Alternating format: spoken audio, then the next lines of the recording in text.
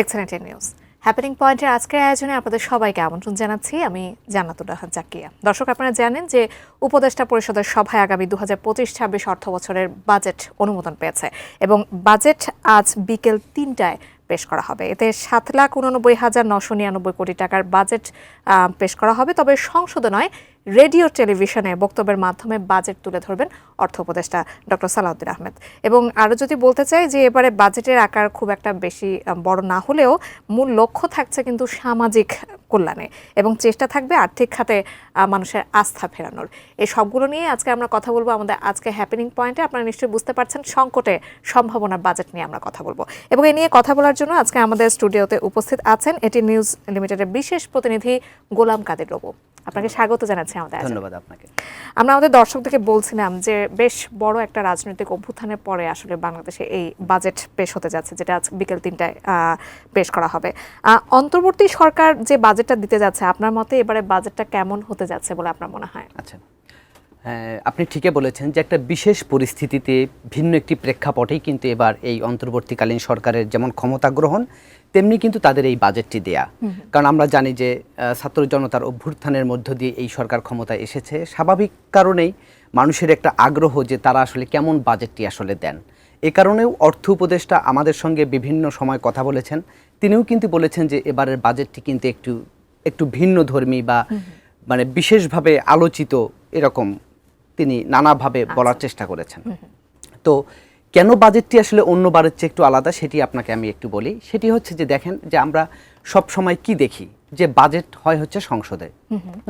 দেখি যে অর্থমন্ত্রী একটা কালো ব্রিফকেস হাতে নিয়ে প্রধানমন্ত্রীর সঙ্গে হেঁটে সংসদে প্রবেশ করছেন।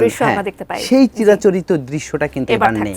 তো এবার হচ্ছে কোথায়, টেলিভিশন রেডিওর মাধ্যমে বাজেট পেশ করতে যাচ্ছেন অর্থ উপদেষ্টা এবং সেটি কিন্তু লিখিত বক্তব্য উনি পড়ে শোনাবেন, হয়তোবা পুরো বক্তব্য উনি পড়ে শোনাবেন না। তো সেটি একটি দিক গেল যে বাজেটটি সংসদের বাইরে হচ্ছে, অর্থাৎ রেডিও টেলিভিশনের মাধ্যমে হচ্ছে। তবে এই চিত্র কিন্তু আমরা 2008 সালে, আপনার হয়তো মনে থাকবে যে তখন সেনা সমর্থিত তত্ত্বাবধায়ক সরকার ছিল ক্ষমতায় এবং তখন যে অর্থ উপদেষ্টা ছিল ডক্টর এবি মির্জা আজিজুল ইসলাম, তখন কিন্তু তিনি এই বাজেটটি দিয়েছিলেন। আরেকটি বিষয়, সবসময় বাংলাদেশের একটা রীতিতে বা রেওয়াজে পরিণত এটা যে বৃহস্পতিবার করে বাজেট দেয়া হতো, কিন্তু এবার কিন্তু দেখছেন যে সোমবারে বাজেট দেয়া হচ্ছে। কাকতালীয়ভাবে 2008 সালে যখন তত্ত্বাবধায়ক সরকারের আমলে মির্জা আজিজুল ইসলাম বাজেট দিয়েছিলেন, সেই দিনটিও কিন্তু সোমবার ছিল। আজকেও কিন্তু মিলে গেছে সেটা। আরেকটি বিষয়, এখন যে বাজেটের পরিমাণ ছোট, দেখেন বাজেটের আকার কিন্তু কখনো ছোট হয় না, বা বাংলাদেশে এটা ঘটে নাই। হয়তো আগের বছর যদি 5 টাকা বাজেট দেওয়া হতো, পরের বছর হয়তো 6 টাকা 7 টাকা এভাবে দেওয়া হতো। তো দেখেন, অর্থাৎ সব সময় বাজেটের পরিমাণটা কিন্তু বাড়তো।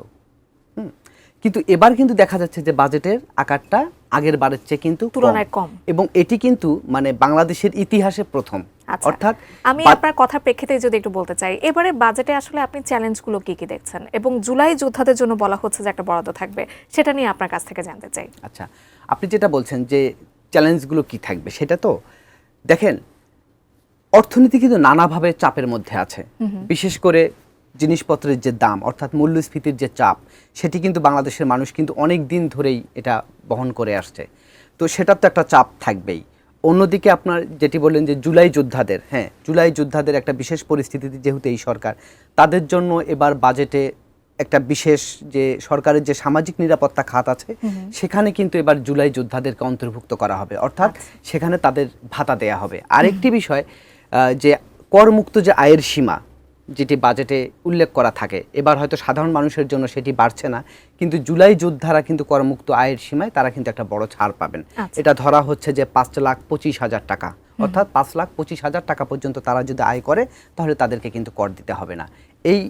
এই দুটি সুবিধা কিন্তু তারা পাচ্ছে। আচ্ছা, এবারে অর্থ উপদেষ্টা বলেছেন যে এবারে বাজেটে কিন্তু মানুষের কল্যাণের দিকে সবচেয়ে বেশি নজর দেওয়া হবে, সেটা কিভাবে বাস্তবায়ন করা হবে বলে আপনার মনে হয়? আচ্ছা, আপনি যে কথাটি বলছিলেন কিছুক্ষণ আগে যে বাজেটের যে চ্যালেঞ্জ, আমি বলছিলাম যে মূল্যস্ফীতি। মূল্যস্ফীতির চাপটাই তো হচ্ছে মানুষের সবচেয়ে বড় চাপ। মানুষের জীবনযাত্রায় ব্যয় বেড়ে গেছে, ফলে কি মানুষের প্রকৃত আয়টা কিন্তু কমে গেছে। হয়তো আগে যে জিনিসটা মানুষ 10 টাকায় কিনতো, এখন সেটা 20 টাকায় কিনছে, অর্থাৎ মূল্যস্ফীতি কিন্তু 10%। এই যে মানুষের প্রকৃত আয় যে কমে যাওয়া, এখানে মানুষকে সবচেয়ে বেশি স্বস্তি দিতে হবে। তো এখন কথা হচ্ছে যে কিভাবে স্বস্তিটা দেবে। এই বিষয়ে আমরা অর্থ উপদেষ্টার সঙ্গে কথা বলেছিলাম এর আগে, আমরা যখন বিশেষ সাক্ষাৎকারটি নিয়েছিলাম তখন তিনি আমাদেরকে বলেছিলেন যে জিনিসপত্রের দাম বাড়ার যে অন্যতম একটা কারণ হচ্ছে বাংলাদেশের সরবরাহজনিত ঘাটতি। তারা এই জায়গাটিতে নিশ্চিত করতে চায়। 2 হচ্ছে যে বিভিন্ন পণ্য যে আমদানি করতে হয় সেগুলো শুল্ক তিনি কমিয়ে দিতে চান, তাহলে যাতে জনগণ সেটি কম দামে কিনতে পারে। 2 হচ্ছে পর্যাপ্ত সরবরাহ। আরেকটা বিষয় সেটি হচ্ছে কৃষি উৎপাদন। এই কৃষি উৎপাদন যাতে কম খরচে কৃষক করতে পারে সেই জায়গাটিও তিনি দেখবেন, অর্থাৎ কৃষিতে ভর্তুকিতে থাকবে, সারে ভর্তুকি থাকবে, বিদ্যুতে থাকবে, মানে সেচের ক্ষেত্রে। এই ক্ষেত্রে তিনি উৎপাদন খরচটা কমাবেন। ফলে সব কিছু মিলে জিনিসপত্রের দামটা কমে যাবে। এটি গেল হচ্ছে যে সবার জন্য। আর একদম যারা গরিব মানুষ, যাদের হয়তো নির্দিষ্ট কোনো আয় নেই, তাদের জন্য সরকার বাজেটে যেটি করে সেটি হচ্ছে সামাজিক নিরাপত্তা যে বেষ্টনী বলি আমরা, সেখানে কিন্তু বিভিন্ন কর্মসূচির মধ্য দিয়ে তাদেরকে সরকার পৃষ্ঠপোষকতা দেয়। আচ্ছা গোলাম কাদের বাবু, আপনার কথার মাঝে আমি একটু কথা বলতে চাই যে যেহেতু গরিব মানুষের জন্য আপনি বাজেটের কথা বলছিলেন, সেক্ষেত্রে গরিব মানুষের জন্য সামাজিক নিরাপত্তার বিষয়টি আসলে এখানে কেমন করে দেখা হচ্ছে, কতটা সুরক্ষা তারা আসলে পাবে, এবং এই খাতে কিন্তু বরাদ্দ কমানোর কথা শোনা যাচ্ছে। না, আপনি ঠিকই শুনেছেন, বরাদ্দটা ওই অর্থে আসলে কমছে না। আসলে সামাজিক নিরাপত্তা কর্মসূচিতে এখন 140টি কর্মসূচি আছে। সরকার মনে করছে যে এই কর্মসূচিগুলো আসলে কিছু কিছু আছে শুধু নাম ওয়াস্তে। 2 হচ্ছে এসব কর্মসূচিতে কারাপশন হয় এবং প্রকৃত যারা সুবিধাভোগী তারা আসলে এই সুযোগ সুবিধাগুলো পান না। ফলে হয় কি, এখানে কি বলে মিস টার্গেটিং হয়, অর্থাৎ যার পাওয়ার কথা সে পায় না, কিন্তু যার পাওয়ার কথা নয় সে পাচ্ছে। এমনও দেখা যাচ্ছে যে এক পরিবারের মধ্যে 5 জন 7 জন 10 জন পাচ্ছে। এই যে এই মিসইউজটা বন্ধ করতে চায় সরকার, এবং এ কারণে 140টির জায়গায় সেই কর্মসূচির সংখ্যাটা কিন্তু সরকার কমিয়ে আনবে। এবার সেটি নিয়ে আসবে 100টিতে, এবং ডিরেক্ট গরিব মানুষের জন্য 38টি দারিদ্র বান্ধব কর্মসূচি থাকবে। এর মধ্য দিয়ে তাদেরকে সুযোগ সুবিধা দেওয়া হবে এবং সেখানে স্বচ্ছতা নিশ্চিত করা হবে, যাতে কোনো রকমের এখানে যাতে দুর্নীতি না হয় এবং যারা পাওয়ার তারাই যাতে পায়। এই বিষয়গুলো কিন্তু সরকার এবার সামাজিক নিরাপত্তা কর্মসূচিতে এই খাতে বিশেষভাবে নজর রাখছে। আচ্ছা, জুলাই যোদ্ধাদের কথা আপনি বলছিলেন, তারা একটা নির্দিষ্ট করমুক্ত আয়সীমার মধ্যে থাকবেন, এই সুবিধাটা তারা পাচ্ছেন। সেক্ষেত্রে জুলাই যোদ্ধাদের কি একটা সম্পূর্ণ লিস্ট এখন পর্যন্ত হয়েছে? সেইটা তো আসলে সরকার একটি প্রাথমিক লিস্ট তো করেছে, সাধারণত 1400-র উপর আমরা একটা লিস্ট আমরা দেখেছি।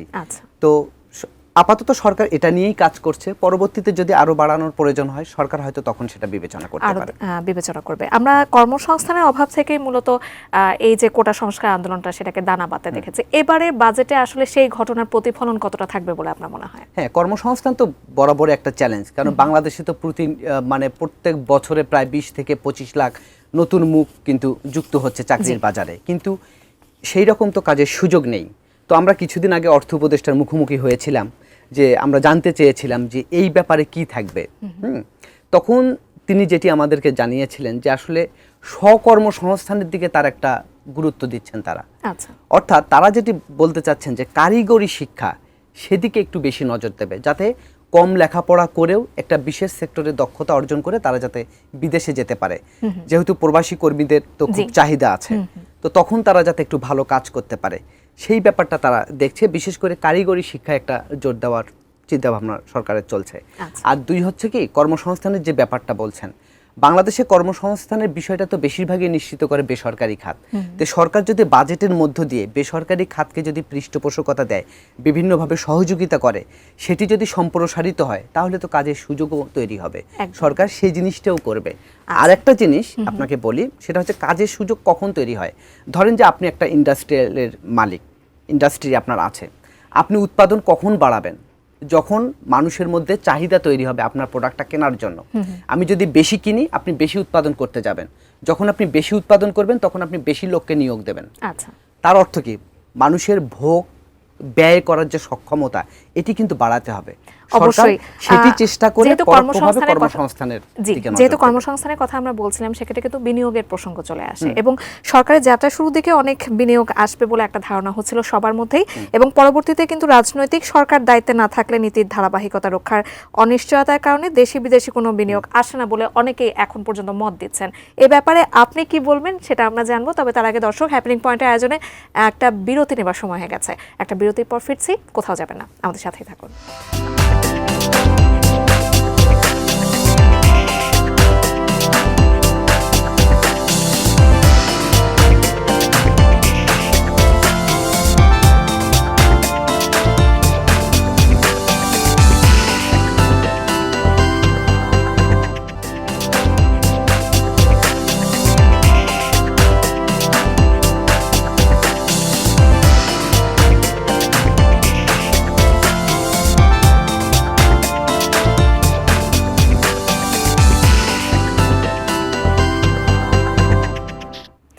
বিরতির পর আরও একবার আমন্ত্রণ জানাচ্ছি আমাদের আজকে হ্যাপেনিং পয়েন্টে, এবং আজকে আমরা কথা বলছিলাম সংকটের সম্ভাবনার বাজেট নিয়ে আমাদের এটি নিউজের বিশেষ প্রতিনিধি গোলাম কাদের বাবুর সাথে। আমরা বিরতিতে যাবার আগ মুহূর্তে আপনার কাছে জানতে চাচ্ছিলাম যে সরকারের যাত্রা শুরুর দিকে আমরা অনেক বিনিয়োগের আসবে বলে একটা ধারণা হচ্ছিল, সেক্ষেত্রে রাজনৈতিক সরকার দায়িত্বে না থাকলে নীতির ধারাবাহিকতা রক্ষার অনিশ্চয়তার কারণে দেশি বিদেশি কোনো বিনিয়োগ আসে না বলে অনেকে এখন পর্যন্ত মত দিচ্ছেন। আপনি এই ব্যাপারে কি বলবেন? না, আপনি ঠিকই বলেছেন যে অনেক সময় বিনিয়োগটা নির্ভর করে কি নীতির ধারাবাহিকতার উপর। হয়তো ধরেন আমি একজন বিনিয়োগকারী, আমি একটা বিশেষ নিয়ম জেনে আমি বিনিয়োগ করলাম, কিন্তু পরবর্তীতে দেখা যাচ্ছে যে সেটি চেঞ্জ হয়ে গেল, তখন আমি কিন্তু বিপদে পড়লাম। হয়তো সরকার একটি বিশেষ ব্যাপারে আমাকে সহযোগিতা করার ঘোষণা দিয়েছে, আমি আকৃষ্ট হয়ে সেই সুযোগটা লুফে নিয়েছি, পরের বছর হয়তো সেটা অফ হয়ে গেল। তো এই যে নীতির ধারাবাহিকতার যদি অবনমন হয়, ওঠানামা হয়, বা কখনো থাকে কখনো থাকছে না, তাহলে কিন্তু বিনিয়োগকারীরা আকৃষ্ট হয় না। আর বিনিয়োগকারীরা দুইভাবে আকৃষ্ট হয়, এক হচ্ছে বিনিয়োগের পরিবেশ দেখে, দুই হচ্ছে আমি যেখানে বিনিয়োগ করব আমার ব্যবসা করার সুযোগটা আসলে কেমন থাকবে। তো বাংলাদেশে আসলে বিনিয়োগের ক্ষেত্রে যে আস্থার কথাটা আপনি বলছিলেন, যে হ্যাঁ এখন হয়তো বা যে বিনিয়োগের পরিস্থিতি তো আমরা বিগত 10 বছর ধরেই দেখছি কিন্তু সর্বনিম্ন বিনিয়োগটা কিন্তু আমাদের এখানে বাড়ছে না। কিন্তু এই সরকার ক্ষমতায় আসার পরে তারা কিন্তু বেশ কিছু উদ্যোগ নিয়েছে। কিছুদিন আগে বিনিয়োগ সম্মেলন করেছে সরকার, সেখানেও কিন্তু ভালো সাড়া পাওয়া গেছে। এখন বিনিয়োগ তো তাৎক্ষণিকভাবে আসবে না, বিনিয়োগকারীরাও বাংলাদেশের বিভিন্ন অর্থনৈতিক অঞ্চল পরিদর্শন করে গেছেন, হ্যাঁ তারাও কিন্তু আগ্রহ বোধ করেছেন। আর আপনার সঙ্গে যখন আমি কথা বলছি তখন কিন্তু চীনের কিন্তু একটি বড় ব্যবসায়ী প্রতিনিধি দল কিন্তু এই মুহূর্তে বাংলাদেশ সফর করছেন। এগুলো কিন্তু ভালো মানে ইঙ্গিত দেয় যে তাদের আগ্রহ আছে। এখন কথা হচ্ছে কি সেই আগ্রহটা আমরা আসলে কতটা কাজে লাগাতে পারছি। ওই জায়গায় আমি বলছিলাম যে ব্যবসা সহজ করার যদি উদ্যোগগুলো থাকে, তো সরকার এবার চেষ্টা করবেন বাজেটের মধ্য দিয়ে যে সেই সুযোগ সুবিধাগুলো যাতে দেয়া যায়। বিশেষ করে গ্যাস বিদ্যুতের যে সমস্যা, সেখানে সরকার একটি গুরুত্ব দিচ্ছে। যতটুকু জানতে পেরেছি এলএনজি আমদানির ক্ষেত্রেও কিন্তু শুল্ক কমানো হবে, ভ্যাট ট্যাক্স মানে কর কমবে আর কি। তো তখন যদি গ্যাস বিদ্যুতের সমস্যাটা যদি সমাধান করা যায় তাহলে কিন্তু এটা একটা খুবই ভালো হবে বিনিয়োগকারীদের জন্য। এবারে বাজেট আকারে ছোট হবে, অর্থ উপদেষ্টা ইতিমধ্যে বলেছেন, এবং রাজস্ব সংগ্রহের লক্ষ্য থাকছে কিন্তু এবারে বেশ বড় আকারে। কর কাঠামোতেও একটা বেশ বড় পরিবর্তন আসবে বলে ধারণা করা হচ্ছে। তাও আমরা বলতে পারি ধার তো বেশ ভালোভাবে করতে হবে। কেমন প্রভাব আসলে পড়বে মানুষের জীবনে? এটাই কিন্তু মানে সরকারের জন্য একটা বড় চ্যালেঞ্জ থাকে সব সময়, সব অর্থমন্ত্রীর সময় কিংবা অর্থ উপদেষ্টার সময় যে সরকারে থাকুক, এটা একটা বড় চ্যালেঞ্জ। কারণ সরকার একদিকে আয় করতে চায়, আবার একদিকে ব্যয় করতে চায়। এখন যে জনগণের জন্য সরকার ব্যয় করবে, সেই টাকাও তো জনগণের কাছ থেকেই তুলতে হবে। অর্থাৎ কি, যে কথাটা আমি কিছুক্ষণ আগে আপনাকে বলছিলাম যে বাজেটের মূল দর্শন হচ্ছে সামাজিক কল্যাণ। তো সামাজিক কল্যাণ করতে গিয়ে সরকারকে তো অনেক খরচ করতে হবে। এখন এই খরচের টাকা আসবে কোথা থেকে? এই জনগণের কাছ থেকে কিন্তু তুলতে হবে। তো এখানে একটি মানে সাংঘর্ষিক বাস্তবতা হয় যে একদিকে জনগণের কল্যাণ, আবার এই কল্যাণের জন্য টাকা জনগণের কাছ থেকেই তুলতে হয়। এই যে রাজস্ব আদায়ের পরিকল্পনা, তাকে বড় করতে হচ্ছে। এখন বাজেটের আকার ছোট হচ্ছে, আগের বছর হচ্ছে 7,000 কোটি টাকা কম, কিন্তু রাজস্ব আদায়ের লক্ষ্যমাত্রা কিন্তু বাড়ছে। এক্ষেত্রে তখন সরকার কি করবে? তখন সরকার এখন পদক্ষেপ নিচ্ছে যে করমুক্ত আয়ের সীমা, যেটি আপনাকে আমি আগেও বলছিলাম যে নির্দিষ্ট একটি আয় পর্যন্ত যে আপনাকে যে কর দিতে হয় না সেটি বেশি আর সম্প্রসারণ করবে না, অর্থাৎ আগের ধাপটাই থাকবে। অর্থাৎ তারপরে আপনাকে কর দিতে হবে এবং সেই কর হারটা আগের বছরের চেয়ে বেশি দিতে হবে। এটি একটা বিষয়। দুই হচ্ছে যে বিভিন্ন শিল্প প্রতিষ্ঠান আগে কর অবকাশ সুবিধা পেত 10 বছরের জন্য, অর্থাৎ আপনি একটি শিল্প প্রতিষ্ঠান স্থাপন করলেন 10 বছর আপনাকে কর দিতে হবে না। সরকার কিন্তু এবার সেগুলো তুলে দিচ্ছে, তার মানে কি সরকারের আয় বাড়বে। ঠিক আছে।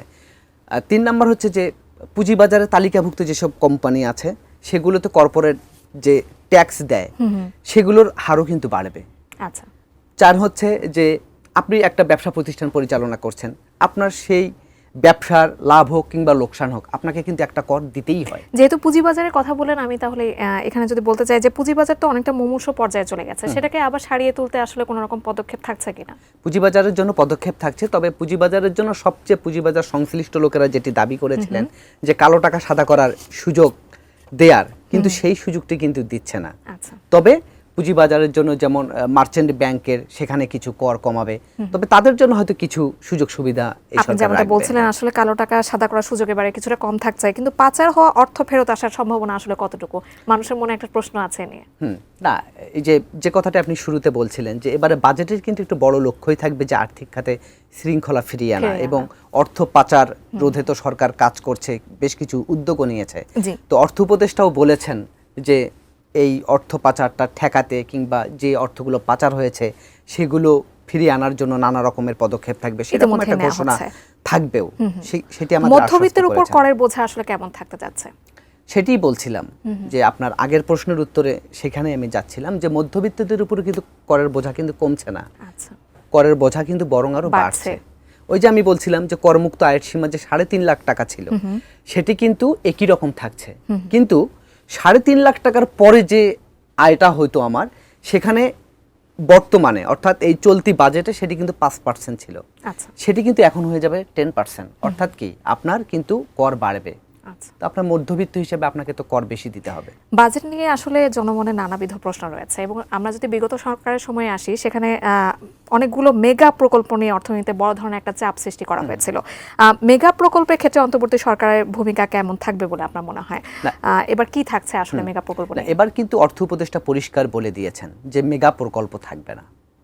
সরকার মনে করছে এবং বিগত সময়গুলোতেও এই মেগা প্রকল্প নিয়ে আসলে অনেক রকমের সমালোচনা হয়েছে। কেউ কেউ বলার চেষ্টা করেছেন মেগা প্রকল্প মেগা দুর্নীতি। দেখা যাচ্ছে যে কিংবা রাজনীতির কারণে লোক দেখানো প্রকল্প নেওয়া হতো, বড় বড় প্রকল্প মানেই হচ্ছে বড় বড় দুর্নীতি। সরকারের কথা হচ্ছে যে ওগুলো বাস্তবায়নও করা যায় না, আবার বাস্তবায়ন করতে গেলে যে পরিমাণ ঋণ নিতে হয় এবং সেই ঋণ পরিশোধ করতে গিয়ে সরকার আরেক রকমের বিপদে পড়ে।